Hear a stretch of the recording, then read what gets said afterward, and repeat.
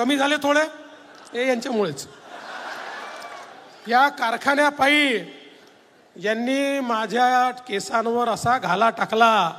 रोज कारखाना, सकाळी कारखाना, संध्याकाळी कारखाना, दुपारी कारखाना, खाताना कारखाना, झोपताना कारखाना. मी म्हटलं बाबा एकदाचं करा. आणि मला अतिशय आनंद आहे ज्या पद्धतीनं पुढे चाललाय. मी आज भाकीत करतो पुढच्या काळातला या भागातला सगळ्यात चांगला कारखाना हा असणार आहे. जे करायचं ते उत्तम करायचं. आज आपलं जे सरकार आहे, तुम्ही बघा, मगाशी दादांनी सांगितलं, आपलं सरकार सातत्याने शेतकऱ्यांच्या पाठीशी उभं आहे. हा जो इन्कम टॅक्सचा मुद्दा आहे, आज आलेला मुद्दा नाही आहे. 20-22 वर्ष आमच्या कारखान्यांवर आणि पर्यायानं आमच्या शेतकऱ्यांवर इन्कम टॅक्सची तलवार त्या ठिकाणी लटकली होती.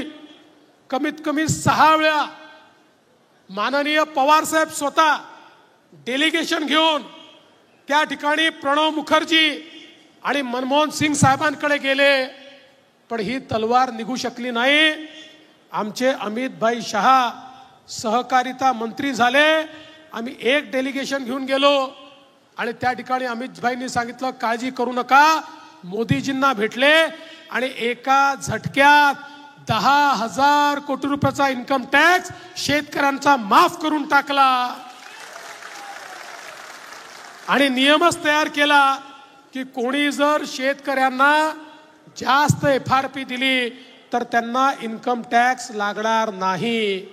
आज उसाचं राजकारण हे भाजपवाल्यांना काय समजतं असे जे म्हणत होते त्यांच्या नाकावर टिच्चून आज या महाराष्ट्रातली कारखानदारी उभी आहे, तर ती नरेंद्र मोदीजींच्या निर्णयांमुळे उभी आहे.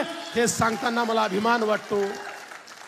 आज शेतकऱ्यांना आपण किसान सन्मान निधी देतो. 1 रुपयामध्ये शेतकऱ्यांना पीक विमा आपण सुरू केला.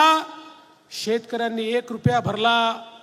आज शेतकऱ्यांना 8,000 कोटी रुपये पीक विम्याचे आपण दिले. आमच्या शेतकऱ्यांना त्या ठिकाणी आपण दिलासा दिला आणि सांगितलं आता शेतकऱ्यांना कृषी पंपाचं बिल भरावं लागणार नाही.